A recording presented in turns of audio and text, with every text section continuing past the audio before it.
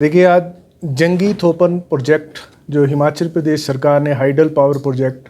Allot करने का निर्णय ब्रेकल कंपनी को लिया था, उस मामले में एक बहुत महत्वपूर्ण निर्णय आया है, जिसमें ये पहले हाई कोर्ट ने स्पष्ट कर दिया था कि एक बहुत बड़ा फ्रॉड इस कॉन्ट्रैक्ट को हासिल करने के लिए ब्रेकल कंपनी ने किया है। उस मामले में हाई कोर्ट की डिवीज़न बेंच में जो इसको माननीय पूर्व न्यायाधीश जस्टिस दीपक गुप्ता हेड कर रहे थे, उन्होंने कहा था कि ये सारा कॉन्ट्रैक्ट एक फ्रॉड के माध्यम से हासिल किया गया है। ना तो ब्रेकल का कोई कंजोर्शियम था,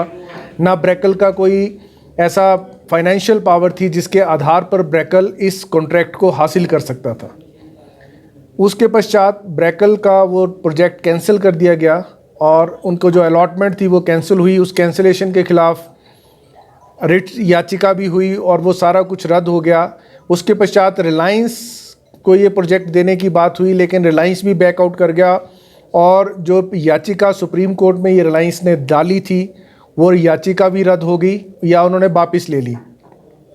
परंतु एक नया मोड़ इस मामले में तब आया जब अडानी पावर लिमिटेड एक कंपनी हिमाचल प्रदेश सरकार के पास आई और उन्होंने 280 करोड़ रुपए का अपफ्रंट प्रीमियम ब्याज सहित क्लेम किया। उन्होंने कहा कि ये पैसा हमने दिया था और वो पैसा हमें वापस किया जाए। ये मामला जब प्रदेश सरकार ने रिजेक्ट कर दिया और कहा कि अडानी पावर से प्रदेश सरकार का कोई संबंध नहीं है, क्योंकि अडानी पावर से प्रदेश सरकार ने कभी किसी प्रकार का कोई कॉन्ट्रैक्ट नहीं किया, तो अडानी पावर को प्रदेश सरकार ने पैसा देने से मना कर दिया। उस रिजेक्शन के बाद अडानी पावर हिमाचल प्रदेश उच्च न्यायालय में आया और माननीय सिंगल जज ने, एकल न्यायाधीश ने, एकल पीठ ने अडानी पावर की याचिका को उसके हक में कर दिया और कहा कि प्रदेश सरकार बिना ब्याज के 280 करोड़ रुपया वापस करे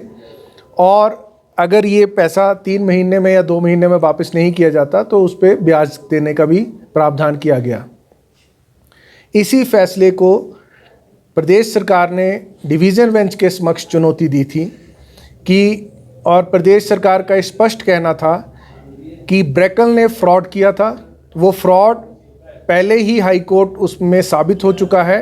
और उसी फ्रॉड के बेसिस पर हाई कोर्ट द्वारा एक जजमेंट दी गई जो सुप्रीम कोर्ट तक चैलेंज हुई, लेकिन उसको वैसे के वैसा रखा गया, वो जजमेंट कानून बन गया। उसके पश्चात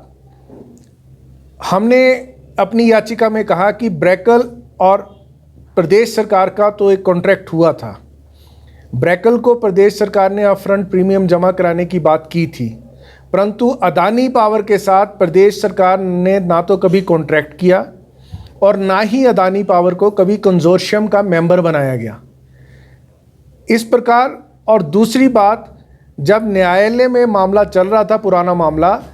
तब भी न्यायालय ने स्पष्ट किया था कि जो भी मामले के दौरान किसी प्रकार की कोई इन्वेस्टमेंट करेगा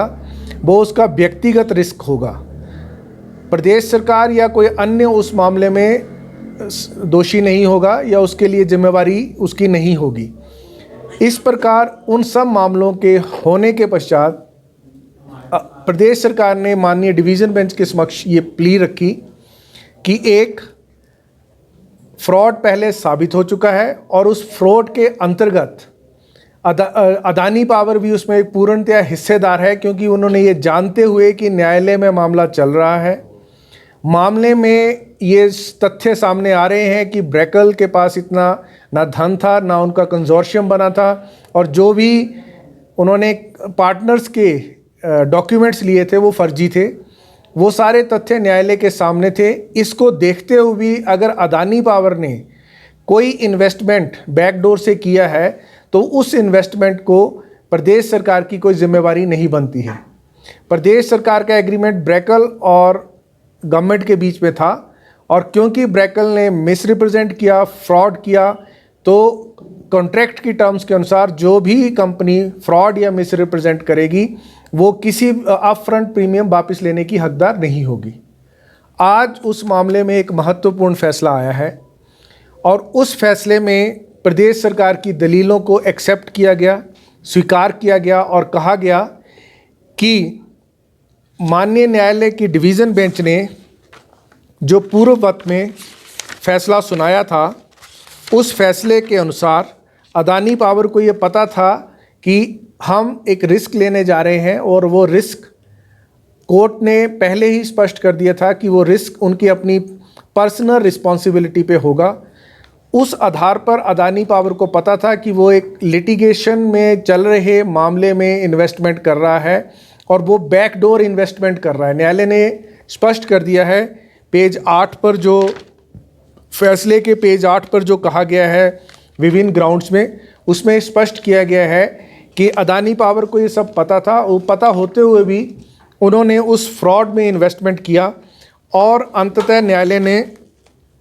कहा कि अगर अदानी पावर की मंशा सही होती, अगर वो बोनाफाइड इन्वेस्टर होता,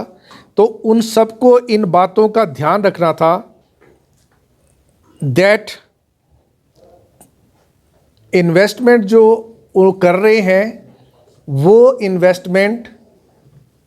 एक ऐसे प्रोजेक्ट में कर रहे हैं, एक ऐसी कंपनी के माध्यम से कर रहे हैं जिसका अपना अस्तित्व नहीं है, अपनी फाइनेंशियल पावर नहीं है। ये बातें सारी पेज 27 ऑफ जजमेंट में कही गई। अदानी पावर ने कहा था कि कॉन्ट्रैक्ट एक्ट के, इंडियन कॉन्ट्रैक्ट एक्ट के तहत सेक्शन 65 और 70 में वो हकदार हैं, क्योंकि उन्होंने ये कहकर इन्वेस्ट किया था कि हम अडानी पावर ब्रैकल में इन्वेस्ट कर रही है। न्यायालय ने आज उस दलील को भी रिजेक्ट कर दिया कि 65 और 70 सेक्शन के तहत उनका कोई हक नहीं बनता है, क्योंकि प्रदेश सरकार ने उन्हें कभी भी कंजोर्शियम का मेंबर बनने के लिए अलाउ नहीं किया गया था, इसकी परमिशन नहीं दी गई थी। जब उनको पता था कि उन्हें परमिशन नहीं दी गई है, तो वो 65 और 70 के सेक्शन के तहत कॉन्ट्रैक्ट एक्ट के तहत वो इस बात का फ़ायदा नहीं ले सकते और 280 करोड़ रुपया जिसको वो मांग रहे हैं उसको उन्हें वापस नहीं किया जा सकता।